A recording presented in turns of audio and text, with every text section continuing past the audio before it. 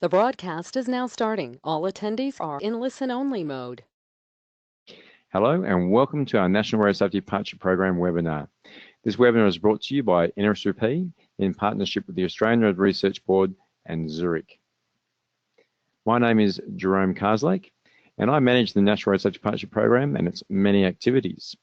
So the NRSUP, for those who don't know, it's been established to provide a collaborative network of Australian businesses and organisations to help them create a positive road safety culture, both internally and externally. It aims to help organisations of all sizes, across all sectors, to share and build road safety initiatives specific to their own workplace and beyond. It's delivered by ARB and funded primarily by a government coalition and ARB. So for more information, please reach out, check out our webinar, and you'll see a plethora of material just like this. So today's webinar will go for approximately 45 minutes with 15 minutes for question time throughout. What we're going to do today is probably hold over to the very end for our questions because we have quite a bit to go through and quite a few questions might be answered on the way through. That being said, ping in a slide number, add your question, and then we'll hold that through to the end. And so yes, we'll be recording today's session and it'll be shared on the NRSUP website as well. So as with all our webinars, we love them to be interactive. So fire your questions through. Any questions that you have can be added in here or share experiences as well that relate to the content. Our presenters will take each of the questions at the end. And we look forward to really getting into it today. So all you have to do is complete this box, type it on in, and we'll respond with an email once we've gone through it as well. Let's move into today's presenters. So today we have Mervyn Rea and Dr Lori Mooren. And if we have another guest, George Richter, who's sitting in here on the side as well. So welcome to you all. So for those of you who don't know Merv, and a lot of people do, Merv has over 30 years experience in the insurance and risk engineering industry, all with Zurich. He now manages the risk engineering team for Zurich throughout Australia and New Zealand. He has experience in a broad range of industries ranging from general manufacturing, strategic infrastructure, freight, passenger rail, transport to mining. He is in property, fire, security, business interruption, natural perils, and the list goes on. So the other person we have here is Dr Lori Mooren. Has been working in road safety for over 28 years in senior government policy roles, as senior research academic, and as a consultant. Her PhD work was to develop an evidence-based safety management system for heavy vehicle transport operations. So we're in great company today. Well, let's dive on in and we can't wait to hear how things are going. So over to you, Lori and Merv. Okay, I think I'll start. Thank you, Jerome. This study really came about following a large study that we did at the University of New South Wales to find any scientific evidence to support what actually works in terms of safety management, what actually makes a difference in safety outcomes. Zurich was one of the funders of this research. And when Merv and I sat down afterwards and we looked at what the findings were, it was very striking to see that there were a lot of parallels in what Merv and his colleagues came to in terms of their risk engineering knowledge and background and experience, and with the 14 characteristics that we found in our research.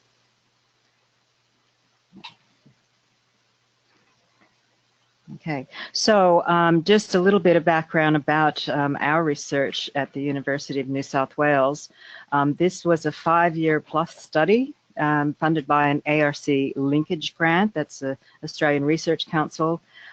Linkage meant that we had partners that were also co-funding the research, including the Motor Accidents Authority of New South Wales, Transport for New South Wales, National Transport Commission, Zurich Insurance, and the Transport Certification Australia organization. And I was the project manager, but I was certainly guided and assisted a lot by Professors Raphael Giulietta and Anne Williamson, Dr. Rena Friswell, and Associate Professor Jake Olivier, who's a whiz statistician, which I needed very much.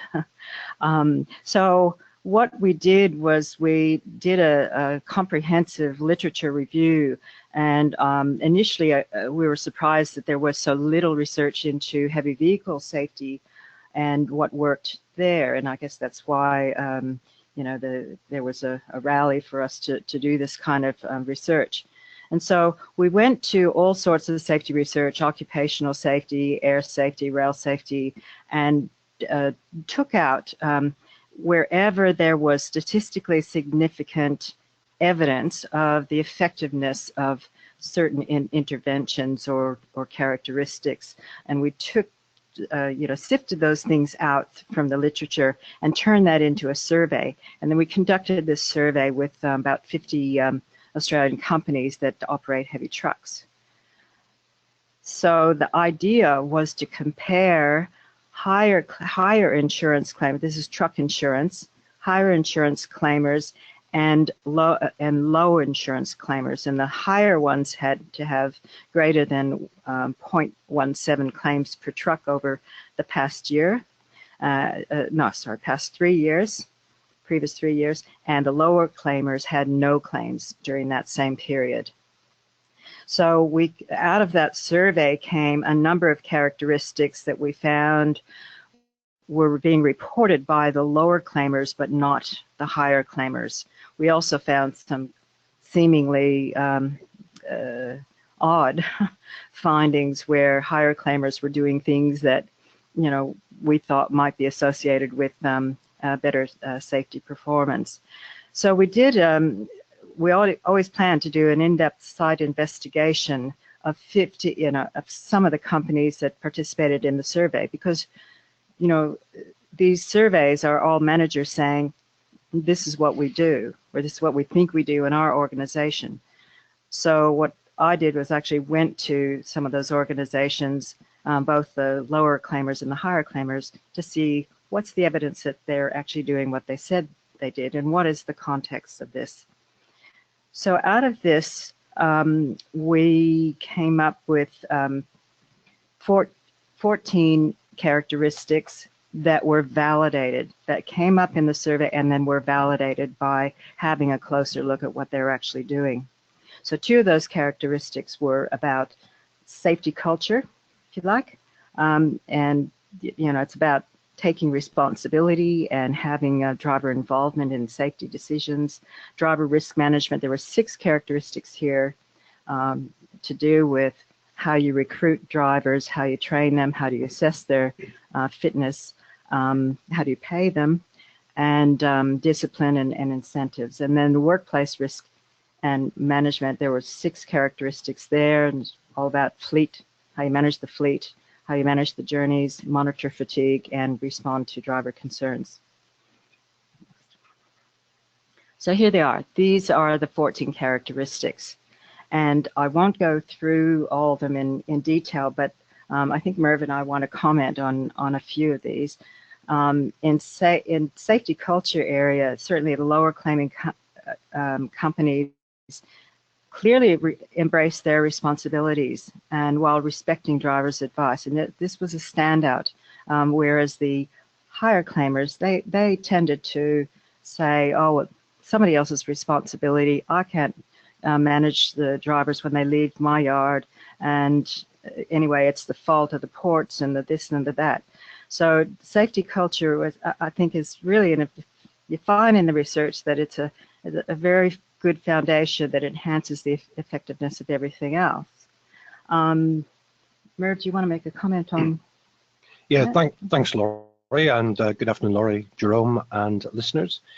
Certainly, whenever we are assessing the risk profiles of our customers, particularly in the transport sector, some of the things we're looking for are, obviously a positive safety culture. And one good indicator of that is the accountability and responsibility of managers at various levels throughout the business, taking ownership, and also at the same time monitoring and communicating effectively with the drivers at a number of levels. That's just one example of the indicators of a good, positive safety culture. Next. Okay, so then there are these characteristics having to do with how you manage the drivers. And here we say that, what we found anyway in the research, higher claimers more often reported, for for example, checking with references when they're recruiting new drivers. But when I went and spoke with them, I asked them what they asked about, and it was really more about, you know, are these guys going to give me a hard time? Are they troublemakers? It wasn't really about safety. So there was a learning that you could only get if you actually went and looked at what they meant. And then paying drivers for all work, including waiting in queues, distinguish safer from less safe companies. And that's something that's been well established in the literature, and this study was no different. Pay systems and pay rates are important. Yeah, and one of the factors that you discovered from this research, Laurie, was that a positive feature is that drivers are given incentives, but it's not necessarily monetary incentives or bonuses. Good old-fashioned recognition and reward, again, goes back to that communication, effective, communicating with the drivers, recognizing a job done well, sometimes just often a pat on the back, or maybe some reference to them in internal employee magazines or whatever. It doesn't always have to be about giving them some money. It doesn't have to be cost-based. Just a simple, good old-fashioned word from a senior member of the management team can often have very positive impact, not only on that employee, but also in his discussions in the tea room, having a coffee with his co-workers. He passes on some of those positive messages. What about near-miss reporting as well? Is that one as well? So if a worker identifies a risk and someone acts on it, that's another form as well? It's a very positive outcome. If a driver notices that when he mentions something, it's positively acted upon, it's not delayed, management take it very seriously. It encourages more and more hazard identification, near-miss reporting, and so on. Mm-hmm. Mm-hmm. And certainly our research, if we go to the next slide, response to quickly, number 13, managers responding quickly to safety concerns raised for drivers was a strong one that was validated in this research. And I think it's a bit about showing respect for these guys and gals. The drivers themselves, in my experience, they know what the risks are. They know what the issues are if they've been doing it for a long time, particularly. And so why not tap into that? Why not treat them like a professional who actually know something about what they're doing and what the risks are? So, and one thing I should add to this as well, and this is just a general comment, the managers who have come through the ranks and have been drivers themselves can correlate and understand some of those issues and are more likely to be sensitive and appreciative of drivers who come forward and mention hazards and various risks that they encounter day to day. And I would gather a driver also, if they're providing an alternative and identifying solutions, if a solution is developed with them, it's more likely to be implemented than if it's just pushed down from management, which they might do when they're watched. Sure. But when management's not there, meh. Yeah, very important, very important. And it was very clear when I was at the premises, that the better performing companies in terms of safety, they were acting like a team, with mutual respect. It was was there a greater pride as well, did you notice, in the workplace? Sure, yeah. There's usually good leading indicators, and this might seem relatively minor, but when our risk engineers go out to site, particularly with trucking companies, transport companies, logistics, there's little telltale signs about care and attention to detail, looking at the drivers in their uniforms, well presented and so on, and also the cleanliness of the trucks as well, and a little bit of ownership of the trucks. Having one driver per truck dedicated to that truck means that they take care of it. It's their workplace, it's their place away from home, and they're more likely to present well, and that creates a positive atmosphere around the workplace. Mm-hmm. And going back to that whole business of taking responsibility, I talked to managers who said just wouldn't let a truck leave the yard if it wasn't in top shape in terms of safe operations. Looking at the whole fatigue issue, and that's a very big important issue. higher claimers, ironically, seemed to be. In the survey, we found that they are more likely to have fatigue policies and did more fatigue-related training. But this was often in association with the fact that they were accredited under NHVAS for basic fatigue management, and they had to tick those boxes. Whereas the ones that the better performers or the lower claimers, they were methodical about checking fatigue risks. They worked with their drivers. They, were proactive in making sure that if they needed to stop and stay for a night, they'd book the hotel for them. Whereas some of the higher claimers were saying, well, it's really up to the drivers to decide when they need their breaks, so we just leave it to them, and they can do what they want. I'd just like to jump into a comment that Chris Jones has just made online. And of course, consultation is a legal requirement, and thanks for reminding us of that.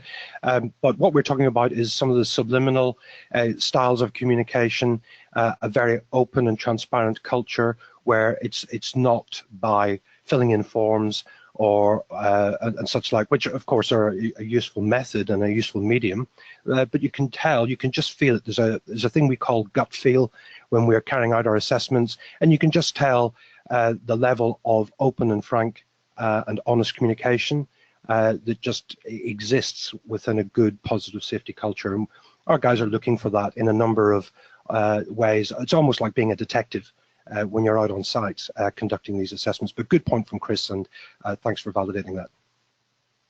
If I could just move on, and just by way of background a little bit, this is a sign that we often see on our trucks day to day. Even on my way here today from the city out to ARB's offices, I saw a truck with this sign on it.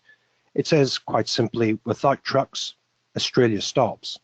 And we've got a very challenging geography here in Australia. We can't get everywhere by rail. It's an important part of the supply chain in this country's success. But then that final mile of getting our goods to our shops, to our homes now with online shopping, we rely heavily upon road transport. And as the sign clearly says, if we didn't have trucks, Australia could be brought to a very quick stop. We like to, at Zurich and in the insurance sector, like to take that one level further and say that without insurance, trucks stop. It's a legal requirement to have insurance, but without insurance, and we didn't even have the concept of insurance that we have today, businesses would have to set aside large quantities of cash to pay for those incidental and large incidents as they emerge. But with insurance, you pay a small proportion of your risk to an insurance company, and then when the hazards unfold and become real live incidents, we're there to help pick up the pieces and to keep the trucks moving. And that's an important aspect that we take pride of ourselves in our industry, that we do genuinely help all businesses, large or small, keep moving. I'd like to comment on that, because there are safety implications from what you said, Merv. If people aren't getting insurance and they're holding all the resources tightly, then how are they going to invest in safety technologies? So it would have an operational safety implication as well. Indeed. And just reflecting on a comment from Noel, the general management theory talk about getting the right people on the bus. Is there evidence that unsafe drivers leave if there is a strong focus on safety? And I do believe genuinely that there is, that if drivers are not on the bus, so to speak, and they are not aligned with the safety culture, they know that they will eventually, if you like, get found out. It's not the right culture for them. They will feel uncomfortable. And if they don't modify and change, then it's highly likely that they will at some point move on to, shall we say, a lesser safe culture, because it's more aligned with their own thinking. How can you really influence that group though? How can you capture those ones that move on? Because I know that's one of the questions that pop up. The company invests in safety and then they lose a contract to someone else who doesn't. How can we overcome that sort of barrier? It is it's an issue because we are facing a driver shortage, and companies might be tempted to not do all the checking. We did find that no matter what, the ones that were the lower claimers, the good performers, they were the ones who were checking accident histories. They were the ones that would not tolerate unsafe behavior. And the drivers would tell me, yes, I know I'm out the door if I don't comply with safety. I'm not sure if that answers the question. And I'd just like to also say that when we're engaged with our customers and we're assessing the risk profile and talking to them, we talk about staff turnover. It's an important indicator for us because obviously if you're continually losing drivers, there's an unnecessary expense involved in recruitment and retraining and training new drivers. But often, sometimes business owners will tell us that out of all the staff turnover, there's a certain segment of them that in some ways it's pleasing that certain drivers did leave because they were challenging or difficult or weren't on board with the safety culture. Of course, the main threat, of course, is losing the really good drivers. And that's, again, going back to good, effective communication, recognition and reward to help retain those drivers, giving them increased responsibility, maybe bringing them on board as a professional driver who can validate and assess new recruits or potential recruits by jumping into the cab with them and taking them out for a drive to assess their driving behaviours and ability. I love this comment here from Chris, which I think if you got consigners online, is there that Warren Buffett's #1 criteria before he invests is staff turnover. So it'd be interesting to know from an insurance point of view, is that something you look at quite critically when you go into an organisation? Well, I'm not sure if it was Warren Buffett who said this or not, but if you don't need to focus on your customers, if you look after your staff, they'll look after your customers. So if I'll just move on to the next slide because we're going off a little bit of a tangent there. But from an insurance aspect, yes, of course, we take pride in the fact that we provide a valuable service to all businesses, including the transport sector. And if we look at the iceberg effect, and I'm sure some of you may be already aware of this, but insurance risk transfer is often just the tip of the iceberg. There are often, we know and can quantify the insurable costs associated with the crash, but there's often quite a large proportion of hidden and unknown non-insured costs. Now, there was some research done into this a few decades ago in the UK by the Health and Safety Executive, but more recently by the International Loss Control Institute. They came up with this ratio of $1 of an insurance claim can often result in between $8 and $53 of uninsured costs. The severity of the incident, of course, would sometimes mean that there would be a higher ratio, and if it's a relatively small incidental incident, it's often quite lower. At Zurich, we use a much more palatable and conservative multiplication factor of ×3. So what are these hidden costs? And I've just listed some of them, but obviously, there's downtime, the truck, the driver, and so on. They still need to be paid. The finance payments on the truck still have to be paid. The financiers are not going to allow a bit of a finance holiday break while your truck's off the road. Absenteeism from work, the challenge of finding alternative drivers to fill the gaps in your schedules, lost or reduced productivity, late deliveries and failure to deliver service expectations to customers. Customers are now becoming much more demanding in their expectations, and when it comes up to contract renewal, if they've had far too many interruptions to their supply chain, then they can potentially look for an alternative supplier, and that would be taken into account during the tendering stage. High staff turnover and the costs associated with that, low morale amongst the drivers and all employees, the costs associated with carrying out internal investigations, the administration costs of just dealing with the insurance claim and the paperwork, the training costs, should there be, as a result of those investigations, room for improvement, implementing that and the additional training that goes with it, any additional hiring costs, temporary hiring costs, penalties and fines, things like that that are not often covered by insurance.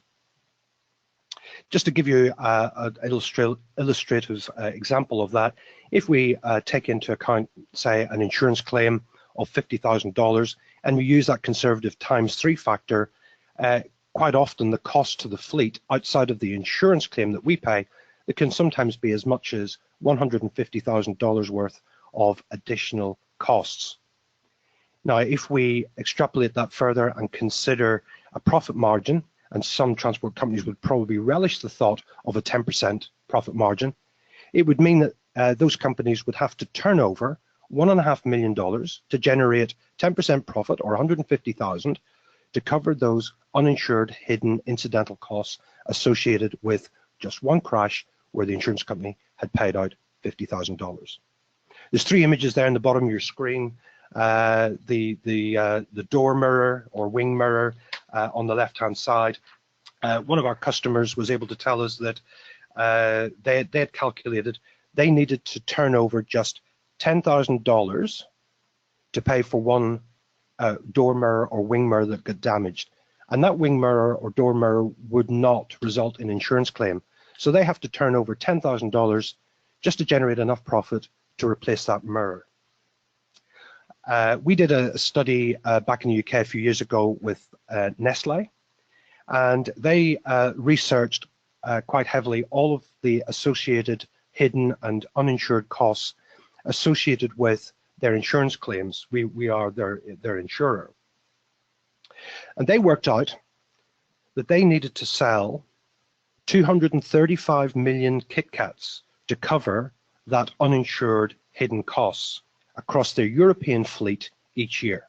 Now, I've done my best to help them on their way, but even I can't eat 235 million Kit Kats.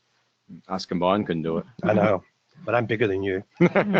British Telecom also did a similar sort of research, and they calculated that they would have to sell or renew 600,000 broadband packages each year to cover their hidden costs. So they embarked upon a number of increased safety features, both in the trucks, training for their drivers, assessment of their drivers, and then they were able to set themselves a target, because this was a very tangible way of illustrating and explaining to all of their drivers, to management, to finance people in the organization, just how much they needed to turn over to stand still. And after a few years, as a result of increasing their safety management system, they were able to reduce that figure from 600,000 to 300,000. They still needed to sell or renew 300,000 broadband packages just to cover their hidden costs, but they had moved in the right way. And that gave them the incentive and an internal focus to concentrate on how many widgets, how many products, or how many tons of cargo do we have to move each year just to cover our uninsured costs. So when our risk engineers go out and consult with our customers and carry out an assessment of their risk profile, we use a grading system, and that grading system has a number of factors, and we group these factors into 4 major families, or pathways as we call them. There's the business and journey risks, the basic essentials of what do you do to earn money? What is your business description? What is it you do? What do you move? How far do you move it? And so on. A lot of those exposures are part of your everyday business, and there's not much you can do sometimes to change that. What kind of commodities and loads? Where do you go? What are the asset values? Are you exposed to fatigue by working 24/7?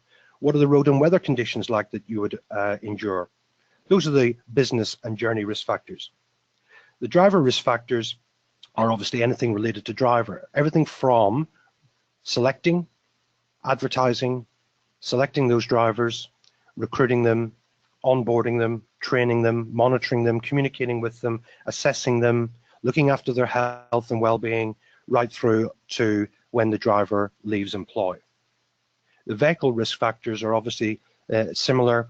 It's how you select your vehicles. Are they fit for purpose? How do you determine they're fit for purpose? What is your minimum specification of those vehicles? What safety features do you insist upon? What modifications do you make to those vehicles? How do you inspect them? How do you condition monitor them? And how do you maintain them?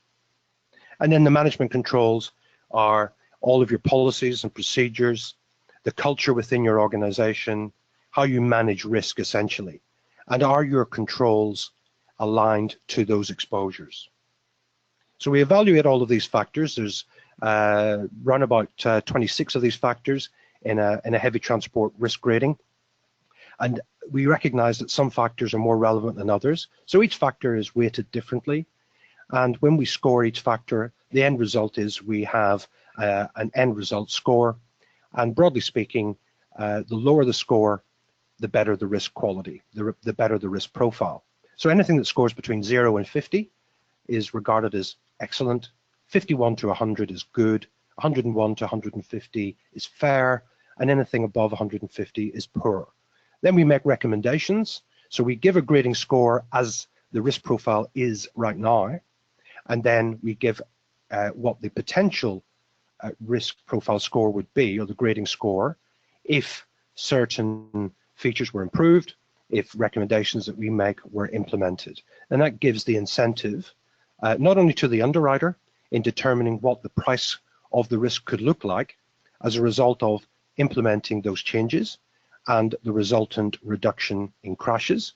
And don't forget, every time you avoid one crash or one insurance claim, you're going to have 3 times the positive financial effect on your own bottom line. Do you see much in the way of poaching of good drivers between industry? Question we have here from Duncan. That's cyclical. It depends on the state of the industry and so on. There's been times in the past when good drivers were lured away to the mine sites, and then whenever mining industry started to plateau and come back to normal, if you like, we found that a lot of employees were leaving the mining industry and coming back into the transport sector. So yes, there is poaching going on, and you know, we all live in the real world. You know, drivers will also, in some occasions, chase a dollar and look for better paying conditions as well, which is, I recognize, a challenge for a lot in the transport sector. It is a big challenge because, generally speaking, we pay heavy vehicle drivers very low rates of pay. So it was not surprising at all that during the mining boom, we lost a lot of drivers to mining. So, I mean, it really comes back to, it's not, you know, it's just not money. It's not only money. It's about a whole organization being a great place to work. But one of the bottom lines for employees is, am I going to be compensated for what I actually do, the responsibility that I actually take, the risks that I take? And so, you know, I don't know that the problem is so much poaching by the mining industry or other companies. It's really about how do you attract good, safe drivers to work in this industry or any particular company. I'd just like to quickly mention one comment thrown out there by Chris. Thanks for that as well. He's asking basically why insurers don't reduce insurance costs substantially if transport companies fit two-way recording tracking cameras. It's a good point. Look, we certainly encourage and support the use of a wide range of technology, not just cameras, but telematics and other methods of monitoring driver behavior. Just fitting them up front doesn't necessarily guarantee a discount in the insurance. Look, it's a good leading indicator, and we wait patiently to see the positive impact of that. It's all about how you use the technology. It's how you implement it into the culture of the organization and encourage drivers to modify positively their driving behavior. And quite often, one of the best ways to illustrate that is a reduction in crashes. A reduction in crashes will automatically, through the way in which we underwrite risk and price risk, will see an immediate reduction in your premium. But at Zurich, we do it slightly differently, and this is why the risk engineers go out and assess the risk. If, as a result of our grading, there is either a good or an excellent scoring outcome, the underwriters do give upfront discounts. That's generally speaking, and of course it's done on a case-by-case basis. And I'd certainly encourage you, Chris, that if you have invested in technology such as this, and it does modify the driver behavior, talk to your insurer, talk to your insurance broker, and certainly start talking about the positive impact that that's likely to have, and help us understand what exactly it is you've done subliminally outside of the hardware to encourage greater driver behavior, better driver behavior, to reduce the crashes. So I'm hearing there's real no silver bullet, is there? There's not always a silver bullet. I totally agree with that, and we've said that in previous webinars as well. And certainly with telematics, I often, and this is a very tongue-in-cheek comment, do not contact me afterwards, but I would often say to some of our customers as a challenge, if you fit telematics and you use it the correct manner to monitor driver behavior, you can have the insurance for free. Just give me your fuel savings each year, because that would be a bigger payment to me than the insurance premium. There's so many more financial advantages by using the technology that's out there, encouraging the drivers to embrace it and to use it and to modify the behavior. And safer drivers are more economic drivers. Less wear and tear on the vehicles, less maintenance costs, less crashes, less uninsured costs, less fuel costs. On average, you're probably going to save about 10% of maintenance and fuel costs each year through effective, wholesome safety management culture using technology. Just fitting it does not guarantee that. And certainly we found that in our research. It surprised us at first that we discovered from the survey that the higher claimers more often were fitting these in-vehicle monitoring systems. And it did surprise me, because I thought, no, this is supposed to be good stuff. They're monitoring. But when I went to the companies themselves and had a look at how they're using that GPS tracking, they weren't using it for safety purposes. They were using it to see when that driver was going to get that delivery made, where they were in the system, were they driving the vehicle in a way that was going to cost them more in maintenance or something like that. And it was clear to the drivers that they were being watched, but not for safety reasons. And that goes back to the safety culture question. How do you communicate? How do you use the things that you have? And how are you in giving incentives and insurance? Merv was just talking about insurance incentive. We do know from some of the research that if you're rewarding outcomes, and I think it was one of the questions that came up, no blame reporting issue, that is a tricky thing, because you might be sending reporting underground. People don't want to report incidents, and therefore you can't learn from them, because they want to get an incentive for having no incidents. So that's another. So let's touch on that point. It's a good one here, because we've got a question here from Russell saying there are differing views among safety professionals about the merits of a no blame versus a just safety culture in terms of repercussions for being involved in safety instances or for reporting instances. So what sort of variations did you see between operators? I think it's a good junction to touch on that one. Well, can I just say that the questions that are now coming in, the comments being made, are starting to lean towards the next part of our webinar. Let's go because we're going to now start showing those comparisons and the differences, but also the more compelling synergies that we find in both the research and also how we evaluate risk. So, Lori, do you want to start off with the slide that's currently up and the safety culture comparisons? Sure. Again, if you look on the right-hand side, that's our evidence-based characteristic, one of there's 2 of the 14, and then we have the Zurich risk grading factors, and you can see that there are strong parallels between what we found and what Zurich risk engineering always thought that was an important factor. So setting and this really sets the foundation. The leadership of the company communicating, not just in words, but in everything they do, every way they manage, that safety is a clear priority.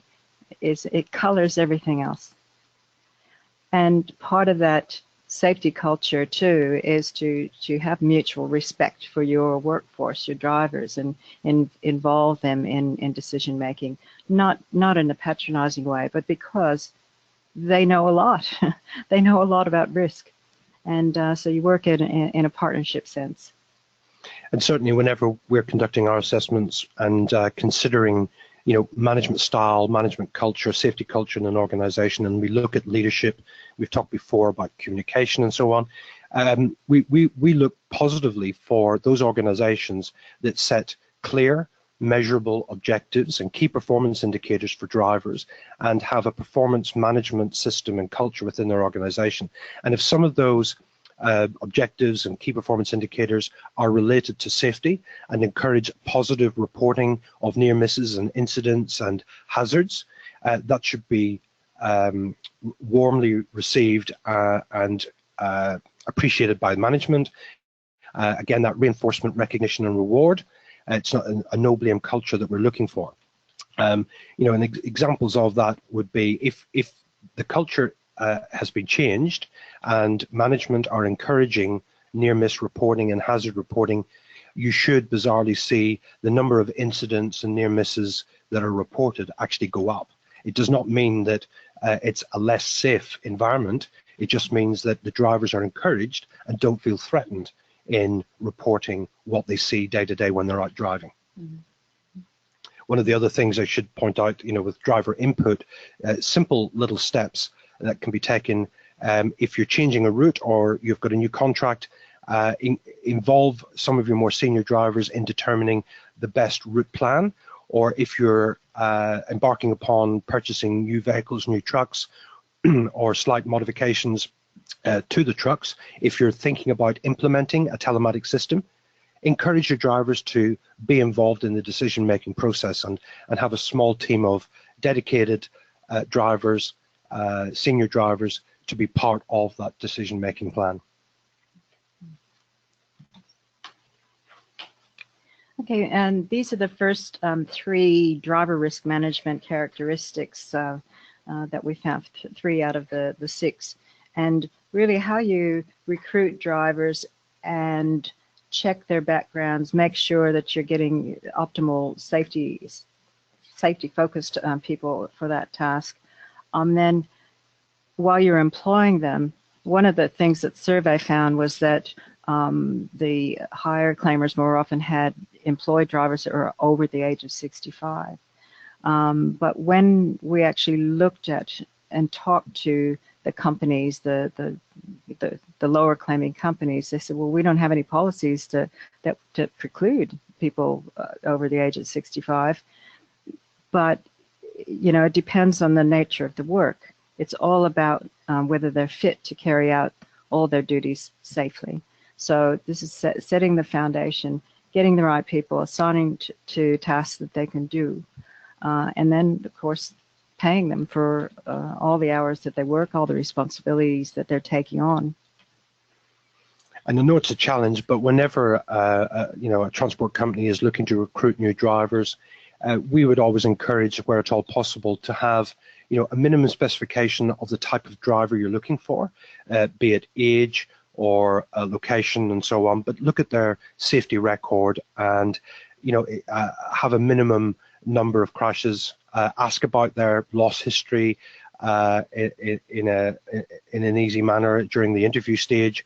Whenever you're conducting reference checks, ask their referees about their safety record and their safety culture, about their crashes. I know it's a challenge.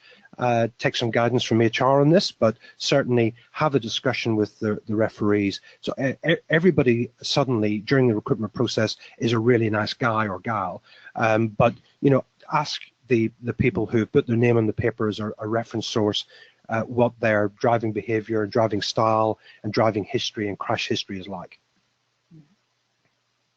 That's what we found. You have to be very specific about safety aspects of the potential recruit, not just whether they're a nice guy. Or have the license. Or have a license. Okay, so this slide has the next 3 driver risk or driver management characteristics, and again, as I mentioned before, the higher claimers were sending drivers out on lots of training courses, more often than what we saw the lower claimers saying that they were doing. But when we talked to them, and even in the survey, the lower claimers were saying, oh, but we assess the drivers as individuals. We have a buddy system. They're assessed, and even the managers that are driving, because some of the smaller companies, the managers are driving as well, and they'll even, in some cases, go out with a more senior driver, a more experienced driver, and get coaching and refreshing. So there was this positive system of addressing the skills that were actually needed to improve, rather than sending people out to a course where they're getting all the same information and they know most of it anyway. And just to touch on some of the points here on the current slide, when we engage with our customers and we consult with them about how they train their drivers, yes, we're looking for obviously some kind of formal training plan and so forth, but also there are other subliminal ways in which you can train drivers and use your senior drivers and your senior employees or even senior managers to be mentors and buddies to new recruits and so on. It helps them integrate into the organization a lot quicker. They can be intimate conversations over a cup of coffee where they feel less intimidated at asking questions and seeking guidance and so forth. When you're recruiting drivers, use your senior drivers, more experienced drivers to jump on board and take that potential candidate for a quick drive and observe how they integrate with the vehicle and what their driving style is like. These are relatively easy, low-cost ways in which you can assess and train your drivers, but obviously, of course, you can do it in a more formal way and a more structured way too, in which we obviously encourage. Having, an individual development plan for each driver, a progressive course of further training and reinforcement, and even the induction training that you do, repeating that induction training, say every 3 years, because there's obviously inevitably going to be some changes to your policies and procedures, and it's a good way to have a safety net. This is just a bit of a personal question here, asking around the training. Tyres, where does tyres fit in at all? Oh yes, I did see that. In terms of the tires, my research didn't really focus down to that area, but it did twig to me the fact that there are some new technologies that can assist there too.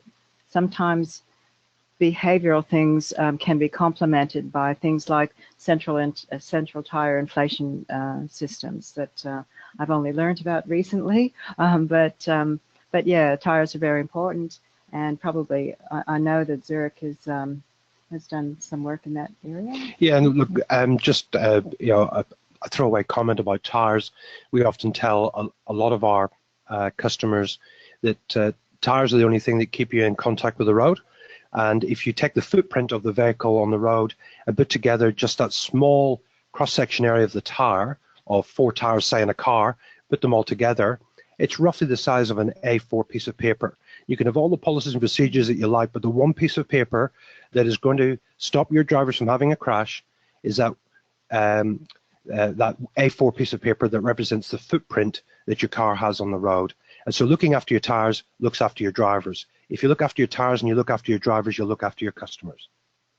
Good analogy, I think. Yeah. Now, we only have a few more slides to go, and mindful of time, and I know the questions are coming in thick and fast, and we'll try and get back to them.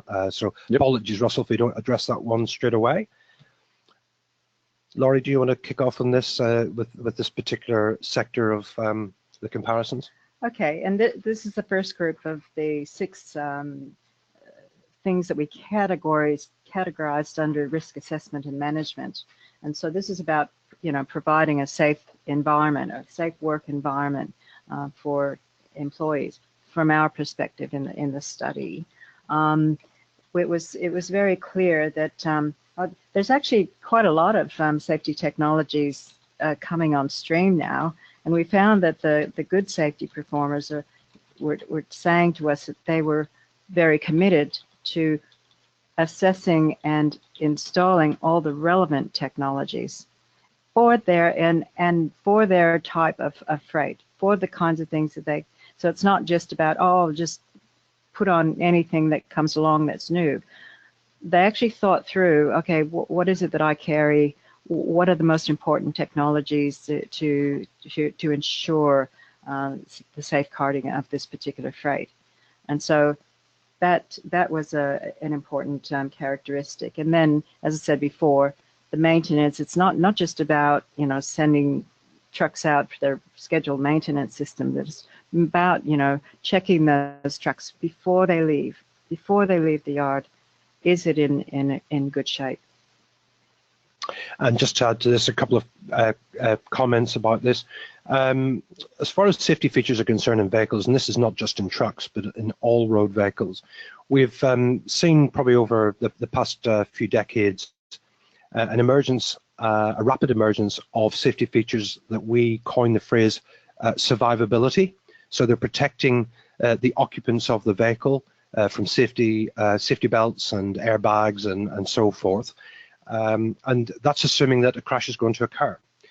What we've seen just in the last few years is an emergence of avoidability type safety features, and we recognize and reward that in our risk grading system. So if vehicles are being chosen and the specification insists upon these new technological features with, you know, electronic braking or stability control and so forth, then that's a very positive feature. And of course, some of that is now mandated in our road fleet, but there are other sectors where it's not necessarily so. And so spending a bit of extra money at the point of sale will avoid crashes and, of course, all those uninsured costs that I mentioned earlier. From a maintenance perspective, a proactive condition monitoring system using onboard technology and telematics and so on to show you just how hard the vehicle is being used is a good leading indicator and a clever way of monitoring your maintenance needs. Good old-fashioned pre-start checklists, but also, you know, everybody has a part to play. Everything from the warehouseman to, you know, senior managers, they can just clock eyes on the vehicles coming into the yard. Just the general condition, their appearance, their cleanliness, and so on are just little tiny indicators of what lies hidden underneath. Just on the question that Noel just put up, our study certainly didn't look at driverless technologies. It's kind of not happening yet, so it was not something that we could study. Look, there's a lot of work going on behind the scenes at Zurich and other insurance companies as well. You know, globally, we have a virtual team that get together on a regular basis, monitoring the onset of driverless technology and semi-autonomous and autonomous technologies. Look, every time there's a solution to some problems, it generates probably new risks. And the more technological our vehicles become, the more connected they become, the more connected they are to the Internet of Things, new risks emerge. You know, things can go wrong with the technology, the software, you've got cyber risks and so on. So the jury's still out, but obviously anything that reduces the amount of reliance upon human beings to drive a vehicle will reduce the risk of good old-fashioned crashes. And then we just make sure we're insured. Well, we're involved in that. We do insure some of those projects and trials that are taking place right now. I'm conscious of the time. It's starting to slip away, so we only have a couple more slides. I think we might quickly go through that and see if we can then address some of the questions. Oh, is that the last one? Or did I miss one? Yeah, I moved it on for you, Laurie. So this. Oh, you did already? Yes, I did. Oh, you're too fast for me. Yeah. Okay. So again, it comes back a lot to that safety culture and taking responsibility. Higher claimers thought that they just had to, you know, have their own yards safe and tidy, whereas lower claimers actually went out and had a look at the delivery sites and had some words with the customers, really. And of course, I think we've already talked about this, that the fatigue higher claimers were really ticking boxes to meet their accreditation needs, whereas lower claimers were really vigilant. And again, responding to drivers, it's partly because they know what the issues are, but partly it builds a relationship between management and drivers that is all focused on, or mostly, hopefully, a lot of it focused on safe operations.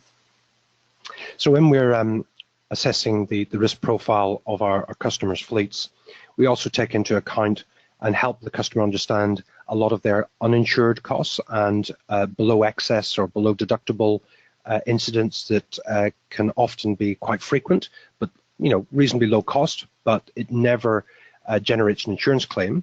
And so we try and help the customer understand their site risks, be it large incidents that could involve fires, but also minor incidents where you're maneuvering vehicles at slow speed, reversing, hitting stationary objects, pinging wing mirrors against each other, those sorts of things. How do you lay out your yard? What's your traffic movements in the yard?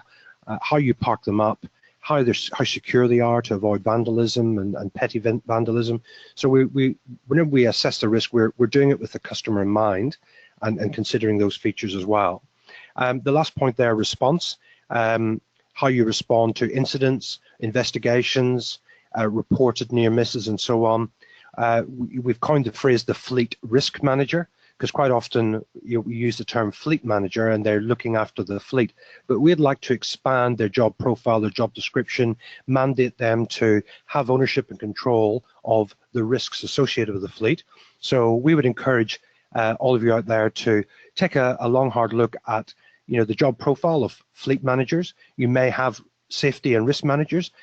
Bring the two people together, make them both responsible, or encourage your fleet manager to become the fleet risk manager and have active responsibility for improving the overall loss performance of the fleet, not just from an insurance point of view, but those uninsured losses. Well, there's one nice little simple take-home message. Yeah, so this is just a slide saying, look, we did start from different places or different focus, different objectives, but whereas in road safety and our research at the university was all about injury prevention, but Merv, coming from an insurer's perspective, who's in business to finance risk, needed to focus on economic benefits. And both of those things come together because really to achieve both of those benefits, you're doing pretty similar things. So I guess we shouldn't be so surprised, Merv, that we found these parallels. Absolutely not. And just to reinforce that, the essence of the insurance is to look after and protect financial loss of the assets. I'm talking about fleet insurance. There are other insurance mechanisms that look after the injury prevention and so on of the employees, such as workers' comp. But when we're doing a fleet assessment for a fleet insurance policy, we're looking purely at the assets. But we find a correlation that whenever we look for good, solid risk management policies and procedures, good controls that help reduce the bent metal costs, there's automatically a correlation that for every time you avoid a crash, you're avoiding an injury as well. And I think if you go onto the NRSPP website and look at some of the case studies and some of the ones we've been involved in the past, McCall's Transport embarked upon a journey with us in improving their safety management culture and their safety management systems. And yes, we saw a direct reduction in crashes. We saw a direct reduction in their insurance premiums for their fleet, but also they found a big mass improvement in their workers' compensation claims and costs. Okay, so just to conclude, these 14 characteristics that we found in our research is certainly not what I would call a comprehensive safety management system. But given that it was cross-validated, a lot of these characteristics were things that from another stream, i.e. from risk engineering, came up as well. We can be pretty confident that these characteristics are things that can be used by other insurance companies and trucking companies to be guided with, and I'd like to see personally more research to continue to refine safety management system. And just to reinforce that, obviously with the work we've done with Lori over the few years in conducting this research, there's obviously a direct correlation in her findings. You know, these 14 characteristics are really the entry level. You know, if it was a menu, this is really the entree. You do these 14 characteristics really, really well, and the correlation will be it's a safer fleet, less crashes, it's more attractive to the insurance sector. It will automatically reduce your insurance costs. But do please remember that there's going to be 3 times the benefit financially to the business. And by implementing these 14 characteristics, or if you've got some of them or all of them already, you know, revisit them, refine them, improve them, and you'll find that the benefits are also to your bottom line and to your profit. And so certainly a safety manager, a fleet manager, a risk manager within a transport company can soon start making money for the general manager. Wow. Thank you, Lori and Merv. I must admit, you make it easy to run a webinar when you've got 2 experts such as yourselves who are easy to talk to. So unfortunately, we have no more time to get to those last couple of questions. I'll ask Merv and Lori whether they might like to provide a personalised comment back to you. But thank you, everyone, to our audience for taking the time. To keep up to date, please visit our news or the NRSP website and register, and you'll be kept up to date to all things up and coming. So thank you all very much again. Our webinar is only successful with the interactions of our audience, and there are conferences coming up in a month or 2, so feel free to come along if you want to join in on another wonderful session as well. So thank you all very much.